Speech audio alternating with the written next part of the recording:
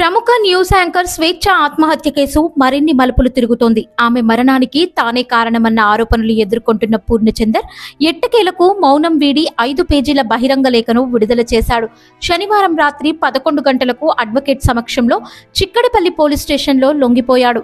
స్వేచ్ఛ ఆత్మహత్యకి పూర్ణచందర్ కారణమంటూ స్వేచ్ఛ తల్లిదండ్రులు చిక్కడపల్లి పోలీసులకు ఫిర్యాదు చేశారు. దీంతో పూర్ణచందర్ పై పలు సెక్షన్ల కింద కేసు నమోదు చేశారు చిక్కడపల్లి పోలీసులు. ఈ క్రమంలోనే పోలీసుల ముందు పూర్ణచందర్ లొంగిపోయాడు. పూర్ణచందర్ విడుదల చేసిన లేఖలో స్వేచ్ఛ జీవితం, వారి సంబంధం, ఆమె మానసిక స్థితి, కుటుంబ నేపథ్యంకి సంబంధించి కీలక విషయాలను వెల్లడించారు.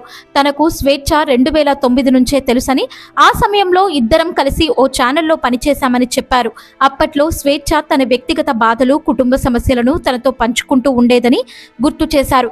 కానీ నిజమైన సాన్నిహిత్యం మాత్రం 2020 తర్వాత మొదలైందని ఆయన పేర్కొన్నారు. స్వేచ్ఛ తీవ్ర మానసిక ఒత్తిడికి గురవ్వడానికి ప్రధాన కారణం ఆమె తల్లిదండ్రుల తీరే అని పూర్ణచందర్ ఆరోపించారు.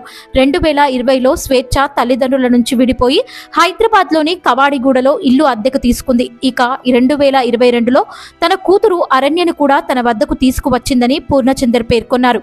కుమార్తె భవిష్యత్ పట్ల చాలా ఆందోళనగా ఉండేది.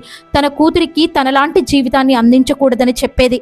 అందుకే ఆమె అన్ని బాధ్యతలు నాకు అప్పగించిందని వివరించారు. తాను ఒక తండ్రిలా ఆ బాధ్యతలు చూసుకున్నానని తెలిపారు.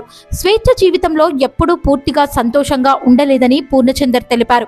ఆమె తన బాధను మర్చిపోవడానికి కుమార్తెతో ఎక్కువ సమయం గడిపి ఓదార్పు పొందేదని పేర్కొన్నారు. ఒకవైపు స్వేచ్ఛ మానసిక స్థితిపై పూర్ణచందర్ వివరణలు ఇస్తుండగా, మరోవైపు ఆమె తల్లిదండ్రులు మాత్రం పూర్ణచందరే ఆమెను మోసం చేశాడని గట్టిగా చెబుతున్నారు. రానున్న రోజుల్లో ఈ కేసు ఎలాంటి మలుపులు తిరుగుతుందో కాలమే సమాధానం చెప్పాలి.